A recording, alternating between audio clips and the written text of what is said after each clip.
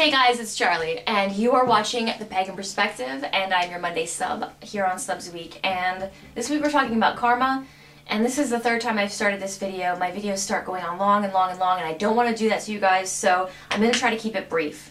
The only thing that was given to us today for this week was the word karma, which I think is awesome because it gives all of us substitutes free reign to do what we will with this topic. For me, the way I interpreted the word karma, or the topic suggestion of karma, is the viewer wants to know, how do we feel about karma? Do we believe in karma? How does karma fit into our practice? Things like that. And I'm also looking forward to hearing what the other subs this week have to say about karma in their practice, or how they interpreted this topic. So for me, I don't believe in karma the way a lot of people believe in karma. I know a lot of people believe that karma is either if you did something bad in your previous life, then in this life you're going to suffer for it. Likewise, if you do something bad in this life, in your next life you're going to suffer for it. While other people believe it's a little bit more instantaneous than that, all within the same lifetime. Some people believe, if you do something bad or good in this lifetime, then a little while later, something equally as bad or good, or 3 times as bad or good, will happen to you in the near future. Near as in the concept and comparison of this lifetime across many lifetimes. So how I view karma is a little bit different than that. I don't follow the belief or the idea of the threefold law. I think it's a good concept for people to be able to understand certain things, but I don't believe in the threefold law. I don't believe that what you put out comes back to you times 3. I do believe that energy, because it's energy, if you put it out, it will come back, just because that's what energy does. It doesn't just disappear. If you put it out, it'll come back, but it's not going to come back in the way that you necessarily expect it to. And it's certainly not going to come back, in my opinion, a set number of ways. And I know that a lot of people don't believe that it comes back as far as like 3 times. That 3 times is just sort of a metaphor for however many times it takes for the energy to come back, or however many times it takes for the person to learn a lesson or whatever. But I guess my views are a little bit more new age than that. How I see things is that everything that happens to you and everything that you experience, you have chosen for yourself to experience. I've touched on this very lightly on my personal channel, and I'm going to touch on it about just as lightly here, because once I start getting really into it, that's when the video goes on and on forever, and then I lose you guys. So what I believe is that everything, like I said, that you have experienced, you have chosen to experience. Now some people may be sitting there thinking, what is she talking about? I did not choose to experience going through a divorce. I did not choose to experience losing a family member. I did not choose to experience having a terminal illness. And you're right, you didn't consciously choose to experience those things. You didn't wake up one day and just say, I think today I want to experience absolute agony and heartbreak. You didn't, obviously that you didn't make that choice. But so there are 2 different things that play into this. The first is in the physical world. So in the physical here and now in this life. Then there are other things such as like losing a loved one. Things that are outside of our control. These things are not so much, in my opinion, they're not chosen in this lifetime. Just like a lot of the things that we experience are not chosen within this physical lifetime. They're chosen when we are not this body, because as you all know, C.S. Lewis says it perfectly, you do not have a soul. You are a soul. You have a body.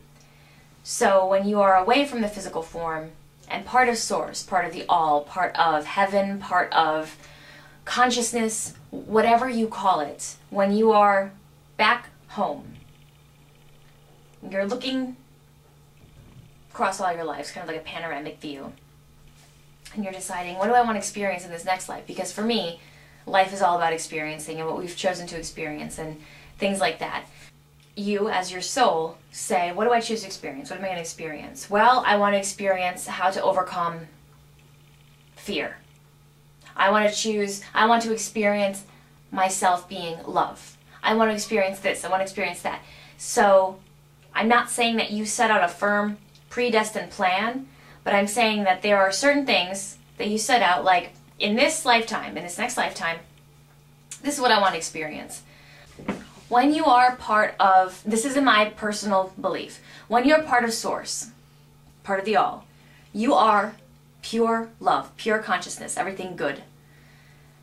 But you want to experience that. That's what your purpose here in life is to experience that and experience some sort of facet of that. And so you decide, I'm going to experience myself being love. Well, in order to experience yourself being love, you need to experience that which love is not. So you go, fulfill your purpose of experiencing yourself as love, but along the way, at some point, in order to understand and experience love, you also have to understand and experience that which love is not. Because otherwise, how would you know that you're love? How would you experience yourself as being love? Flora and I were talking once, and she gave me a really great way to think about it. And we were talking about karma and people who are just such good people, but they were given such misfortune in their life. And when I'm talking about experiencing and people who are here to experience, I'm not just talking about you experiencing things for you as a single being. I'm talking about you experiencing things for you as whole, you as you, me, Nozomi, your family, everybody's one. So, for the highest good of all, you're experiencing things for the highest good of all. So, your experiences here might not be for your benefit, for you to be able to experience something. It might be for somebody else's benefit. And I'm going to give you an example.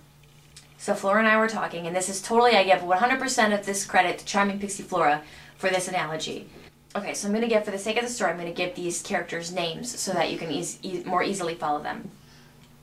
Say you have two people. You have Ben and you have Susan. Ben is, say, 21 years old. And Susan is, say, 19. And Susan is in a car accident and she becomes a paraplegic and she can't take care of herself. And she has no family, no one will help her.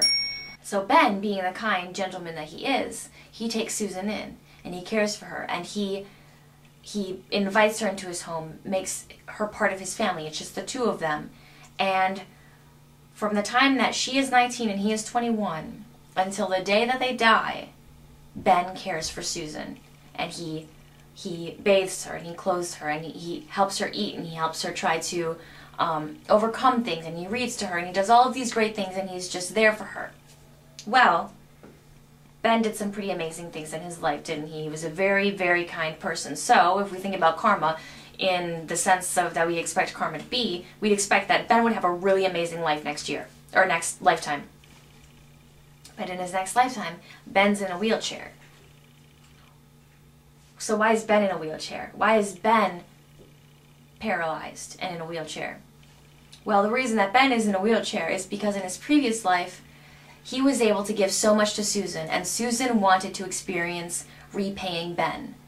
So in the next lifetime, Ben is now in the wheelchair, and Susan takes care of Ben, so that Susan is able to experience and able to repay and able to show her gratitude by being there, caring for Ben. And so that's just kind of an interesting way to look at it, that if you think of yourself as not just you, but as the blanket of all of us, everything living, and how we're really here to experience one another, experience ourselves with one another. That's why when I have somebody who comes across being like really rude, or somebody who is just really like short-tempered or irritated, or someone who's really mean to me. Say I go to the grocery store and there's somebody in the line at the market who's just so rude. Sometimes I'll stop, you know, like when I'm away from that person and think like, why did I experience that? What purpose did that experience have for me? And if you start kind of paying attention to those things, start paying attention to, say you go to the movie theater and the lady checking you in, giving you your tickets is just a complete bitch.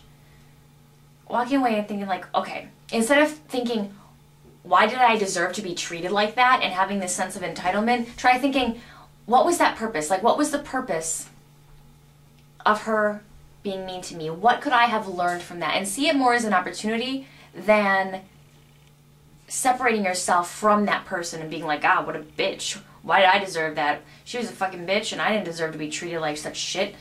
Instead, view yourself as being united together. That woman, for just a very small moment in your life, is there in your life, making an imprint in your life, however small it might be in the scope of your entire lifetime, for a reason. Figure out what that reason is and learn from it. And that's kind of how I see it. And I don't believe in karma as being something like, oh, you know, if I put a spell on somebody, it's going to come back to me. I definitely, obviously, I believe that energy is always in motion, and it's in motion that we recognize every day. But as far as, like, the whole karma's a bitch thing, or blaming bad things that happen to us in life on karma, I don't know. For me personally, I like to take a little bit more accountability than that and be a little bit more empowered than that and think to myself, what can I take from this situation? What can I learn from this situation? How can I take what I've learned from this situation and apply it to the rest of my life? And then I think that those bad experiences diminish a lot. Because if you're sitting there thinking, woe is me, my life fucking sucks, everything bad in the world happens to me, and it's all karma, then you're going to be more apt, if for nothing else, your perception is that everything that happens in your life is bad. And at the very least, by changing the way you think about it, by changing your perception, you're able to experience the same exact situation in a whole new way, a more positive way, a less threatening way. And, I mean, it's fine to get pissed off about moments like that, but when it happens, thinking to yourself, like, why am I pissed off? What is the point of me being pissed off, and what can I learn from this? How can this empower me? How can this enrich me somehow? I guess that's kind of my view on karma. It's not that it's reactive, but that it's proactive, and that we've chosen to experience certain things, and we attract certain things into our lives for specific reasons. And I don't believe in coincidences. I think that if you pay attention, everything in life is linked very, very intricately and divinely. And you can, if you pay attention, note the patterns, and it definitely changes the way that you experience life. So anyway, that is my thoughts on karma, and excited to hear what the other subs have to say. I'm sorry I kind of rambled off and it got a little bit off topic, but I don't really agree with like the traditional concept of karma. But there you have it. I love you guys all, and I will talk to you soon. Blessed be.